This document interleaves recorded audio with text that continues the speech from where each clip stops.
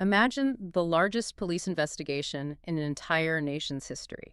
I mean, we are talking about over 7,000 people interviewed. Right. Tons of beach sand physically sifted by hand, decades of forensic science evolving from basic blood typing to, advanced digital DNA extraction. Yes. And yet, a 34-meter drag mark left in the shifting sands of a secluded beach in 1965 remains one of the most haunting, complex, and unresolved mysteries on the historical record. It truly is. You are about to examine the Wanda Beach tragedy. This analysis will trace the complete chronological timeline of this massive operation. We are going to move meticulously from the very early biographies and family dynamics of the victims, 15-year-old Marianne Schmidt and Christine Sharrock, all the way through to the forensic realities of the crime scene. And the massive multi-decade hunt for suspects. Exactly, along with the highly recent media developments leading right up to the present day. To approach the facts of this case correctly, we must establish and maintain a strictly analytical, objective, and respectful framework. We will be relying exclusively on the established historical records, the documented forensic and autopsy findings, and the subsequent cold case data to unpack exactly what happened behind those sandhills. Right, we have to stick to the facts. Precisely. It is essential for you to understand that we are evaluating this timeline through the lens of pure investigative fact and behavioral analysis. We will not be engaging in ungrounded conjecture. We will let the physical evidence and the documented timelines dictate the narrative.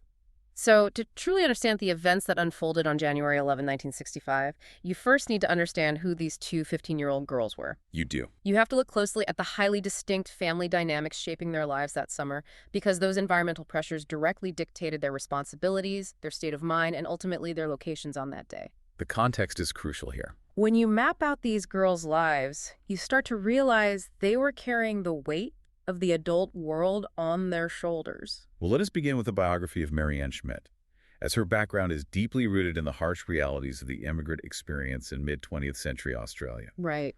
Her family emigrated from West Germany, arriving in Melbourne, Victoria, in September of 1958. That was a massive transition. It was. The Schmidt family at that time consisted of the parents, Helmut and Elizabeth, Marianne herself, and her siblings, Helmut Jr., Hans, Peter, Trixie, and Wolfgang. And a younger child, Norbert, was born the following year. That is a very large family to support. Tracking their movements across the country reveals a family desperately trying to establish a financial and social foothold in a new world. They initially lived in a migrant hostel in Unanderra, New South Wales. And those hostels were rough. Extremely. For context, migrant hostels of that era were often stark, utilitarian environments. They were transitional spaces that offered basic shelter and very little stability. Just a place to sleep, really. Exactly. From there, they relocated to the rural town of Temora. It was not until 1963 that Helmut Schmidt managed to move the family to the Greater Sydney area, specifically securing a residence in the suburb of West Ryde. But that hard-won relocation to Sydney was immediately followed by a profound, destabilizing family tragedy. Yes, it was. Helmut Schmidt was diagnosed with Hodgkin's disease. And, in the early 1960s, treatments for this illness were far less advanced than they are today. The medical options were very limited. The physical and emotional toll on a household would have been absolutely devastating. Helmut passed away in 1964. Leaving the family in an incredibly vulnerable position. The impact of that loss on the family structure was immediate, severe, and permanent. By January 1965, the situation had compounded into a crisis. Elizabeth Schmidt, the surviving matriarch, was hospitalized for a major necessary operation. Right. This medical emergency abruptly left 15-year-old Marianne and her brother Helmut Jr. functionally in charge of the entire household. Which is an overwhelming burden. Think about the sheer logistical reality of that for a moment. They were entirely responsible for feeding, minding, and managing 4 younger siblings, Hans, Peter, Trixie, and Wolfgang, as well as caring for baby Norbert. A baby and 4 active kids. Exactly. Marianne was not just helping out around the house. She was operating as a surrogate mother to a large, grieving family at the age of 15. That level of domestic responsibility requires a forced acceleration into adulthood. It really does. Now, directly next door to the Schmidts in West Ryde lived Christine Sharrock. Her living situation presented a completely different kind of familial complexity. How so? Well, Christine had also experienced early loss. Her father had passed away years prior in 1953. Her mother, Beryl, had subsequently remarried and lived in the northwestern Sydney suburb of Seven Hills. Okay. However, Christine did not live with her mother and her new stepfather. Instead, she actively chose to reside with her grandparents, Jim and Jeanette Tague. That is an interesting dynamic. It is. According to the available historical and media records, the exact specific reasons why she preferred the arrangement with her grandparents over her mother's household remain unknown to the public. The records just do not say. No, they do not. However, the geographic reality firmly established her as the Schmidts' next-door neighbor, placing her directly in Marianne's orbit. When you look at these two distinct backgrounds, you have to ask how they created such a resilient bond between the two girls. They had a very strong connection. You have Marianne, who is tethered to this immense domestic burden, acting as a surrogate mother to a large family under immense stress and recent grief. And on the other side of the fence, you have Christine, who has carved out her own independent living arrangement, distinctly stepping away from her immediate maternal household to live with her grandparents. Yeah. They function like two very different pillars supporting each other.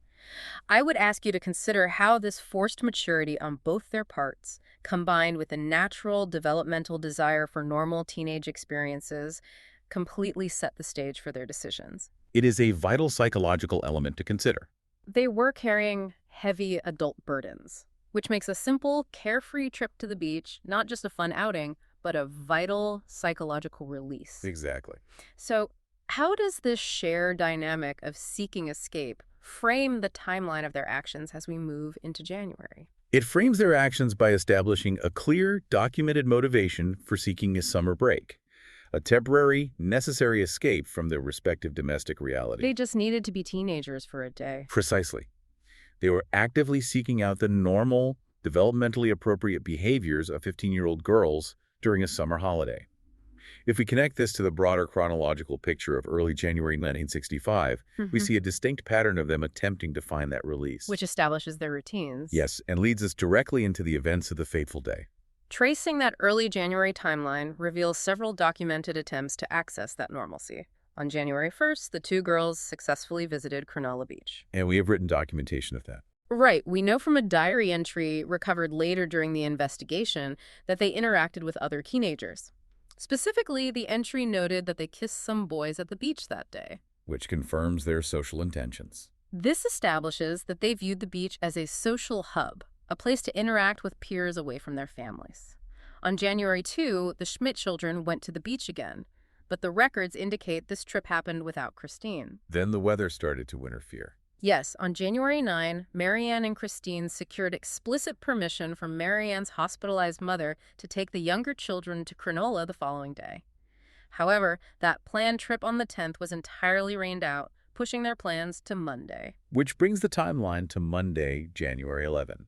Tasked with the care of the four youngest Schmidt siblings, Marianne and Christine set off by train. And the logistics of this journey are important to note. They are. Navigating public transport with four young children requires organization and vigilance. They transferred at Redfern Station and arrived at Cronulla Station at approximately 11:00 a.m. But it was not a nice beach day at all. No. The environmental conditions upon their arrival were notably hostile. The weather that day was severe, characterized by extremely strong, persistent winds. Just blowing sand everywhere. These conditions were so adverse that they actually caused the beach to be officially closed by authorities. Seeking immediate refuge from the wind and blowing sand, the group walked to the southern end of the beach and sheltered among the rocks, attempting to salvage their outing. Despite the miserable closed conditions, 8-year-old Wolfgang still wanted to swim. Marianne, fulfilling her surrogate parental role, took him to a shallow, rocky area away from their shelter so he could play in the water safely. She was being very responsible. It is after this brief swim, during their subsequent picnic among the rocks, that we see the first significant, heavily scrutinized anomaly in the timeline. This is a critical point. At some point during this period, Christine wandered off entirely alone. Autopsy results later showed a highly critical piece of forensic data regarding this solo walk. Christine had a blood alcohol concentration of 0.015. Yep. Furthermore, gastrointestinal analysis showed she had eaten cabbage and celery, which investigators believed was likely from a localized fried food item commonly thought to be a Chico roll. This specific food was not shared by the rest of the group. The clinical significance of that forensic finding cannot be overstated. Break that down for us. Well, a blood alcohol concentration of 0.015 in a 15-year-old is incredibly low. It does not indicate intoxication. It equates to perhaps a few sips of a beer or a very weak mixed drink. So she was not trying to get drunk. Not at all. The physiological insight here is that she was not consuming alcohol in a solitary binge-drinking manner. It strongly points toward a shared social interaction. Meaning she met someone. It indicates that while she was separated from the group, she engaged with someone else, sharing a small amount of alcohol and a specific food item. That is a massive detail. Following her return to the group around 1 p.m., the severe wind continued to be an issue. The younger children were vocally complaining about the conditions. As kids do in bad weather. To further escape the wind, the group walked into the sandhills, approximately 400 meters past the Wanda Surf Club. Here, Marianne and Christine instructed the younger siblings to wait behind a dune. Just to get out of the wind. They stated clearly that they were going back to the rocks to fetch their hidden bags, which critically included their purses, and promised to return shortly to take everyone home. And this is the fateful, irreversible pivot in the narrative. Yes, it is. Instead of heading back toward the rocks to retrieve their bags, as they stated, they continued deeper into the sandhills, walking in the opposite direction. Deliberately walking away from their belongings. Young Peter, paying attention to their surroundings, explicitly pointed out to them that they were walking in the wrong direction to get to the rocks. In response, the girls simply laughed, dismissed his warning, and kept walking over the dunes. They showed no sign of alarm at that moment. The younger siblings faithfully and patiently waited behind that sandhill for 4 grueling hours, until 5 p.m. When the girls did not return, the children, showing remarkable resilience, retrieved the bags themselves and eventually navigated the public transit system to take the 8 p.m. train home. Which is incredible for children of that age. The girls were officially reported missing at 8:30 p.m. by Christine's grandmother. You really have to pause and analyze the bizarre nature of the unshared food and that low-level blood alcohol concentration. It is the key to understanding their movements. Does this not strongly suggest a secret meeting occurred during Christine's solo walk? When they dismissed Peter's warning and laughed it off, you could initially view it as a tragic misdirection of teenage rebellion. That would be the surface-level assumption. But logically, why would 2 highly responsible girls who had spent their summer managing a household and navigating trains with small children, suddenly abandon their purses, abandon their siblings in severe weather, and walk deeper into an isolated area? They would not do that aimlessly. Does it not suggest they were intentionally heading to meet someone they knew, or someone Christine had just recently encountered during her solo walk? That is a highly relevant and structurally sound analytical deduction. Leaving personal belongings behind, especially purses containing money and identification, and suddenly abandoning strict familial responsibilities strongly suggests a specific, intended destination or a promised rendezvous. It has to be premeditated on some level. It contradicts the profile of a random, aimless walk. The laughter directed at Peter's warning indicates a lack of immediate fear. They felt confident in their diversion. They thought they were in control of the situation. From the devastating, haunting image of those young children waiting patiently behind the sandhill for 4 hours as the afternoon light faded, the timeline moves to the brutal forensic reality of the following morning. On the morning of Tuesday, January 12, a local man named Peter Smith was walking with his 3 nephews through the Wanda Beach sandhills, well north of the surf club. He spotted something protruding from the sand. Initially, because of the posture and the surrounding environment, he believed he was looking at a discarded store mannequin buried face down. The mind tries to rationalize what it is seeing. It was only upon approaching and physically brushing away the sand that he realized the horrifying truth. He had discovered a human body. He immediately contacted the police via the surf club, initially operating under the belief that he had found a single victim. The official documentation of the crime scene is harrowing in its precise clinical details. What did the responding teams document? The spatial positioning of the bodies was meticulously recorded by the first responding forensic teams. Marianne was found lying on her right side with her left leg bent at the knee. Christine was positioned face down with her head resting directly against the sole of Marianne's left foot. They were very close to one another. Both victims exhibited visible scratch marks on their faces, indicating a struggle in the abrasive environment. However, the most critical piece of spatial and behavioral evidence located at the scene was a distinct 34-meter drag mark trenched into the sand. A 34-meter drag mark? That is an enormous distance in loose sand. It is. Based on the physics of this drag mark, police forensic teams determined a terrifying sequence of events. Christine had attempted to flee the immediate vicinity, possibly while Marianne was sustaining the initial attack. But she did not get away. No, she was pursued, caught, physically incapacitated, and then dragged a full 34 meters back to the location of her friend. The autopsy findings must be discussed clinically, accurately, and respectfully, because they strictly dictate the exact nature and ferocity of the assault. Yes, we must stick to the pathology reports. For Christine, the medical examiner determined the cause of death included a severely fractured skull resulting from a massive blunt force blow to the back of the head. Additionally, she had been stabbed 14 times. A horrific amount of violence. For Marianne, the violence was differently focused. Her throat had been deeply and catastrophically slashed. Her brother Hans later noted in historical accounts that the viciousness of the cut was so extreme she was almost decapitated. Furthermore, she had been stabbed 6 times. The toxicology reports are also vital here. Right. Toxicology reports confirmed no alcohol was found in Marianne's system, isolating the earlier .015 reading solely to Christine. Which confirms only one of them consumed the food and drink earlier. Regarding the nature of the assault, the clinical facts state that their clothing had been forcibly cut and clinical attempts at sexual assault had definitively occurred. That is correct, based on the physical evidence. Biological evidence was recovered at the scene by 1965 standards, though the autopsies confirmed that both victims' hymens remained clinically intact. The physical evidence here is overwhelming. When you look at the physical reality of a 34-meter drag mark, it acts like a frozen narrative locked in the sand. It completely shatters any initial assumptions about the profile of the crime. It changes the entire behavioral profile. This was clearly not a sudden, stationary ambush where a predator strikes and immediately flees. It was a sustained, terrifying, and physically exhausting pursuit. Have you ever tried to walk, let alone sprint, through dry, shifting beach sand? The friction and resistance are immense. Now imagine dragging a completely incapacitated human body for 34 meters through that same loose sand. The physical stamina required for that is staggering.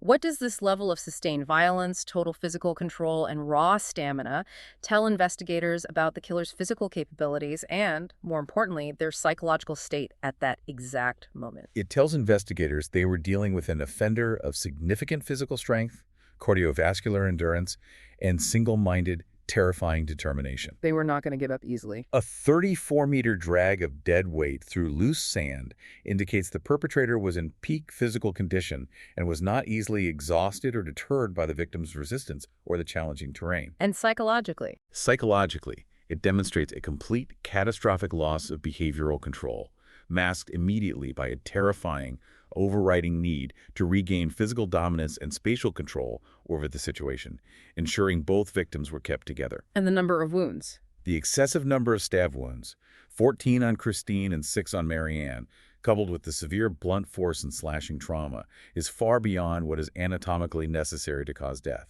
In forensic pathology, this is classified as overkill. Overkill. And it points directly to a state of extreme frenzy, disorganized rage, or severe psychopathology. This grim physical and forensic reality transitions us directly into the unprecedented scale of the police response and the complex, often contradictory web of clues that were left behind in the sand. The scale of the subsequent hunt was unlike anything the region had ever seen. The funerals for Marianne and Christine were held on January 20, drawing massive public mourning. The community was entirely shaken. By February, the government posted a massive financial reward. It was initially set at 10,000 Australian pounds, which was an astronomical sum for a working-class family in 1965, and was later converted to $20,000. A figure which remarkably and frustratingly remained unchanged on the books as of 2002. By the time the coroner formally released his report in April 1966, an astonishing 7,000 people had been interviewed. 7,000 people. You have to conceptualize the logistics of that. This is 1965. There are no centralized digital databases, no cross-referencing algorithms. It was all manual. This is 7,000 paper files, index cards, and handwritten interview notes, creating a bureaucratic mountain where critical details could easily slip through the cracks. And within the immense noise of those 7,000 interviews, investigators encountered several mysterious figures and highly conflicting testimonies. Yes, the testimonies were very complex. The most prominent and debated testimony came from Marianne's 8-year-old brother, Wolfgang. He reported to police that he had seen a teenage boy hunting crabs in the vicinity. The crab hunter. According to Wolfgang, this boy appeared twice near the girls while they were at the beach, and later was seen walking away alone. However, the evidentiary reliability of this sighting was deeply complicated by the fact that Wolfgang's descriptions varied significantly over time. Which is completely understandable for a child. Exactly, which is not uncommon for a young child experiencing secondary trauma and facing repeated questioning from authority figures. In different official accounts, he suggested the boy was carrying a homemade spear gun, while in others he stated it was a fishing knife, or perhaps both. That makes it very hard to narrow down a suspect. This variability made it exceedingly difficult for police to establish a definitive profile of this individual. Then there is the last official, corroborated sighting by an adult witness. Local fireman Dennis Dostine and his son saw the girls at 12:45 p.m., approximately 730 meters north of the surf club. And Justine noticed something specific. Dostine reported a very specific behavioral detail. He noted that the girls seemed to be hurrying, walking briskly, and were frequently looking behind them, over their shoulders, as if checking their rearward environment. But did he see anyone following them? No. Dostine stated definitively to investigators that he scanned the area and saw absolutely no one following them at that time. The physical evidence gathered from the crime scene during this period was vast in volume, but ultimately deeply frustrating in its utility. Literally tons of sand were physically sifted through mesh screens from the immediate crime scene and the surrounding dunes. Just an incredible amount of manual labor. A blood-stained knife blade was indeed discovered buried in the sand. But despite extensive testing, forensic teams could not establish a definitive scientific link between that specific blade and the murders. What about the weapons used in the attack? The primary weapons, determined by the pathology reports to be a long, sturdy knife and a heavy blunt instrument, were never located in the area. It is so frustrating. Jumping forward in the investigative timeline highlights the ongoing, agonizing frustration of the forensic aspect of this case. In 2012, using advanced techniques unavailable in the 1960s, the Cold Case Unit managed to extract a weak male DNA profile from biological material left on Christine's shorts. Holding out hope that future technological advancements could further decode it. Yes. Yet tragically, in a devastating administrative blow to the investigation, police admitted in 2014 that a separate biological sample taken from Marianne's body during her original autopsy had been completely lost while in storage. That is just heartbreaking for the families. I really want to focus your attention on that sighting by Dostine at 12:45 p.m., where the girls were seen hurrying and constantly looking back. The behavioral timeline is so tight here. You have to weigh the profound psychological difference in their behavior within a very tight window of time. At 1 p.m., just 15 minutes later, they are confident enough to laugh off their brother's warning about walking the wrong way into the dunes. But at 12:45 p.m., they are looking over their shoulders in apparent fear or anxiety. How does the timeline of their internal fear align with the timeline of their physical movements? It is a massive contradiction. It suggests a rapidly fluctuating state of situational awareness. Perhaps they were actively evading a perceived threat or an uncomfortable encounter at 12:45 p.m., but then by 1:0 p.m., did they feel secure enough that they had lost that threat? That is one theory. Or, far more terrifyingly, did they encounter someone they actually recognized and deemed safe, causing them to drop their guard and laugh at their brother's concern just minutes before the attack? That exact discrepancy in their behavioral timeline is a central, enduring puzzle for criminal analysts reviewing this case. It implies two main possibilities. Go on. Either the vague threat they perceived at 12:45 p.m. was an entirely different individual from the person they eventually encountered deep in the sand hills, or the individual they encountered successfully utilized a ruse or familiarity to deceive them into a false sense of security, neutralizing their earlier anxiety before launching the sudden attack. A ruse makes a lot of sense given the lack of struggle initially. Having laid out the grueling physical realities and the circumstantial clues, we must analyze how these specific data points led police, over the subsequent decades, to focus on three incredibly distinct and chilling suspects. The first suspect to emerge in this decades-long hunt is a man named Alan Bassett. Bassett was geographically local and was jailed in 1966 for the brutal murder of a woman named Carolyn Orphan. But his connection to Wanda Beach came much later. Yes. The connection stems from a truly bizarre and highly publicized development that occurred years later in 1975. While incarcerated, Bassett gave a former detective named Seek Johnson an abstract painting he had created, which he titled A Bloody Awful Thing. Former Detective Johnson examined the artwork and became absolutely convinced that this abstract painting was not merely expressive, but a literal, coded depiction of the Wanda crime scene. He saw patterns in the paint. He argued publicly that the painting showed specific patterns of blood trails and included imagery resembling a broken knife blade, matching classified details of the crime scene that theoretically only the killer or the original investigators would know. That is incredibly specific. He also vehemently believed the painting contained embedded clues to several other unsolved regional murders. However, the investigative aftermath of this artistic theory was chaotic and ultimately inconclusive. What happened? Johnson died in an accident before he could formally publish his book detailing these complex claims. Following Johnson's death, a crime reporter named Bill Jenkins subsequently published the claims regarding the painting in his own memoirs. And Bassett reacted to that. In a surprising legal move, Bassett sued for defamation regarding these publications. That lawsuit stalled in the courts when publishers pleaded a legal defensive justification, leaning on the fact that Bassett was already a convicted murderer. Upon his eventual release from prison in 1995, Bassett voluntarily provided a modern DNA sample to authorities specifically to clear his name regarding the Wanda Beach case. The second major suspect shifts the criminal profile significantly, moving from a localized offender to an internationally known predator. Christopher Wilder was already known to Sydney authorities. He had a terrifying history. He had a conviction for a gang rape that occurred on a Sydney beach just 2 years prior to the Wanda murders, establishing a clear history of sexual violence in similar geographical environments. That geographic link is vital. Wilder emigrated to the United States in 1969.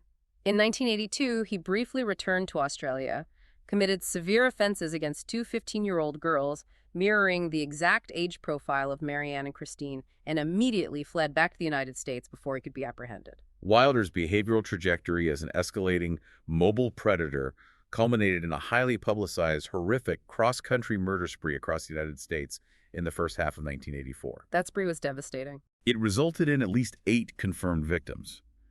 His spree ended abruptly on April 13, 1984, when he accidentally killed himself when his own weapon discharged during a physical struggle with police at a gas station in New Hampshire. So he never faced a trial for those crimes either. No. His established psychological profile, an escalating serial predator with a documented specific history of beach-related sexual violence against teenage girls in the Sydney area during the 1960s, made him a prime, highly compelling focal point for cold case investigators reevaluating the Wanda files. The third major suspect scrutinized by authorities is Derek Percy. Percy was imprisoned in 1969 for the horrific murder of a child on a beach in Victoria. Another beach-related predator. Following his incarceration, he was considered the prime suspect for numerous unsolved child murders across both Melbourne and Sydney. From a logistical standpoint, investigators can geographically place Percy in the specific suburb of Cronulla on the exact date of the Wanda murders, placing him in the immediate vicinity. Right, the proximity is alarming. However, despite this geographic proximity and his matching behavioral profile, no specific, undeniable forensic links were ever found connecting him to the crime scene. He remained imprisoned in a psychiatric facility until he died of cancer in 2013, passing away without making the deathbed confession that authorities and the public had desperately hoped for. Which leaves us with a massive void in the investigation. When you evaluate the fundamental nature of the crime based on the profiles of these three suspects, you are forced to choose between wildly different criminal psychologies. It is a stark contrast. Are we looking at an opportunistic, localized offender who slipped through the cracks of a 7,000-person paper investigation, someone like Bassett, or perhaps the mysterious teenage crab hunter Wolfgang described? A local who just blended in. Or, conversely, are we looking at the nascent, early-stage actions of an escalating, highly mobile serial predator like Wilder or Percy? When I think back to the physics of that 34-meter drag mark, it suggests a level of physical confidence, brazenness, and stamina that aligns much more closely with an escalating predator who feels completely in control of his environment, rather than a panicked local teenager. That is a very astute behavioral observation. While Wilder and Percy perfectly fit the modern behavioral profile of mobile serial predators, it is crucial to understand the administrative and psychological context of the police force at the time. What were the police dealing with back then? The investigators in 1965 and 1966 were operating under immense cognitive load and public pressure. They were actually distracted and resource-strained by a completely different set of horrific, linked crimes that occurred just months after the Wanda tragedy, which cast a massive, confusing shadow over the entire investigation. Those linked cases occurred in early 1966. You have to remember the intense sociological context of this era. The public was terrified. This is occurring amidst the absolute national panic generated by the disappearance of the Beaumont children, 3 young siblings who vanished without a trace from a South Australian beach in January 1966. A case that still resonates today. The entire country was already on high alert, gripped by paranoia regarding predators on beaches. And right in the middle of that panic, the first of the allegedly linked Sydney area cases occurred. The brutal murder of Wilhelmina Kruger on January 29, 1966. The victimology in this instance was entirely different. Wilhelmina Kruger was a 56-year-old cleaning lady. Completely different profile. She was murdered while working at the Piccadilly Center, a commercial building in Wollongong. The details of the crime demonstrate extreme, sustained violence. She was attacked on the 3rd floor of the building at approximately 4:30 a.m. And the method of the attack was what drew the comparison. In a chilling parallel to the Wanda case, she was not killed immediately at the site of the ambush. She was forcefully dragged down the escalators and several flights of stairs, ultimately being strangled and stabbed. The dragging again. Her body was discovered later that morning by a local butcher arriving for his shift. Forensic teams processing the scene found specific anomalies. Cigarette burns were discovered on her clothing, and strands of blonde hair not belonging to the victim were recovered from the immediate area. There were incredibly creepy, stalker-like precursors to this attack that suggest a methodical predator. Kruger had recently confided in her husband that she felt she was being watched while at work, leading him to become so concerned he began driving her to the center. She knew something was wrong. Furthermore, investigators discovered that the parking lot lights at the center had been deliberately tampered with and disabled prior to the morning of the murder, indicating premeditation and an attempt to control the environment. Witness sightings from the surrounding area that morning provided police with a very specific vehicle and suspect description. A rusty, cream-colored utility truck, believed by witnesses to be either a Holden or a Chevy equipped with a distinct plywood canopy, was seen speeding away from the vicinity of the center at exactly 4:55 a.m. That is a very distinct vehicle. The driver of this vehicle was described consistently as a tall, lean man with a notably disheveled appearance. This exact description of the man and the unique vehicle was corroborated by independent guests staying at the motel attached to the Piccadilly Center. So they had a solid lead. The investigation, however, was further complicated and derailed by malicious interference. A hoax witness, calling himself only Gary, contacted police. This individual provided a completely fake address and falsely claimed to have seen the specific utility truck circling Railway Square, effectively taunting the police and wasting critical early investigative resources. Just weeks after the Kruger murder, the violence continued. On February 16, 1966, Anna Toscayo-Dalinkoa went missing. She was a 27-year-old shop assistant who also worked as a sex worker. Another complete shift in victimology. She was last seen alive leaving the taxi club in the notorious King's Cross district of Sydney. 10 days later, her body was found dumped in the suburb of Menai by a passing truck driver. The details of that scene were brutal. The condition of the body was horrific. She was semi-naked, had been strangled, heavily stabbed, and severely mutilated. Evidence at the dump site showed the body had been moved from its original hiding place a few days prior to a more visible location, suggesting the killer returned to the scene. Police officials at the time publicly likened the targeted brutality of mutilation to a historical Jack the Ripper-style crime. When you look at the official police theory from the 1960s that actively attempted to connect these two cases back to the Wanda Beach murders, it truly feels like trying to fit square pegs into round holes. The connections are tenuous at best. Look at the extreme, almost illogical variance in victimology. You start with 2 15-year-old girls sheltering on a windy beach in the middle of the day. Then the profile shifts violently to a 56-year-old cleaner attacked in a commercial mall at 4 in the morning. Then it shifts again to a 27-year-old sex worker taken from the nightlife district of King's Cross at midnight. It does not follow a standard pattern. Why would experienced investigators firmly believe the exact same killer was responsible for all 3 events? Were they strictly focusing on the mechanical modus operandi, the specific act of physically dragging the victims post-assault, and the excessive overkill stabbing? Or was it the psychological element of a killer who seemed to be taunting the police and operating with impunity across the region? The official linkage was driven primarily by a desperate search for behavioral patterns in the face of overwhelming violence.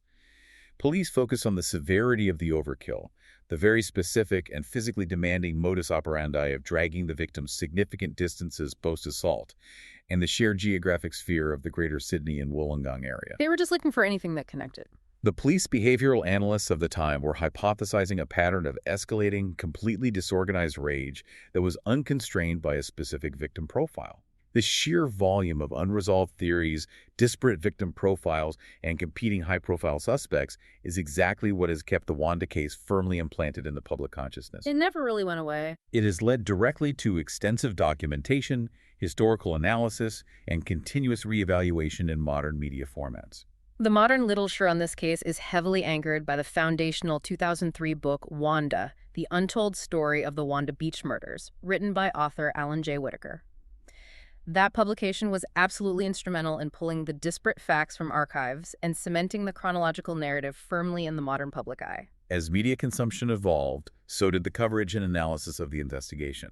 We can trace this distinct evolution from early dramatized television documentaries like Crime Investigation Australia, straight into the highly detailed definitive coverage of the modern audio era. There has been some incredible recent analysis. For instance, the renowned program Case File released a comprehensive analysis of the Wanda case in January 2016, and later recognized the complexity of the narrative by dedicating a standalone follow-up analysis to the linked Kruger and Dalenkoa cases in January 2018. Which gave those cases the attention they deserved.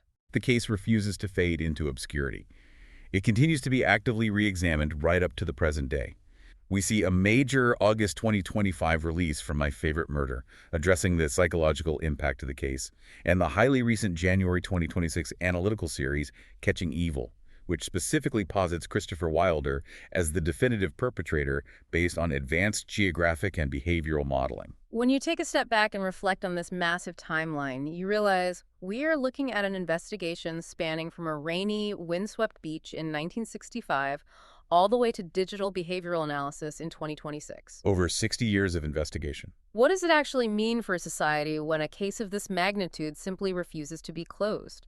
It transforms from a devastating, isolated local tragedy into a permanent cultural fixture of historical criminal analysis. It changes how a society views its own safety. Marianne and Christine cease to be just local girls from West Ryde. They become permanent symbols of an era's lost innocence and a stark, ongoing reminder of the limits of mid-century forensic science. To synthesize the entirety of the evidence we have examined, we begin with the heartbreaking, premature loss of Marianne Schmidt and Christine Sharrock, two girls burdened with adult responsibilities who were simply seeking a day of respite. Just a normal day at the beach. We have the unprecedented, staggering scale of the initial police investigation that generated 7,000 manual interviews. We have the chaotic myriad of suspects, ranging from the localized threat of Alan Bassett to the internationally mobile predator Christopher Wilder to the convicted child killer Derek Percy. A completely chaotic suspect pool. And finally, we have the haunting, unsolved shadow of the 1966 linked cases of Wilhelmina Kruger and Anatoskiota Dalenkoa, which stretched the police resources and the public's nerves to their absolute breaking point. I leave you with a lingering, deeply unsettling question to ponder, based purely on the concrete facts we have established. Considering the tragic, irreversible administrative loss of Marianne's biological sample in 2014 and the weak male DNA profile still sitting in a laboratory extracted from Christine's clothing since 2012, are we simply waiting for one final breakthrough in digital forensic technology to finally catch up to the events of 1965, or has the true story of what happened behind those sandhills already been lost forever to the winds of Wanda Beach? Thanks for listening.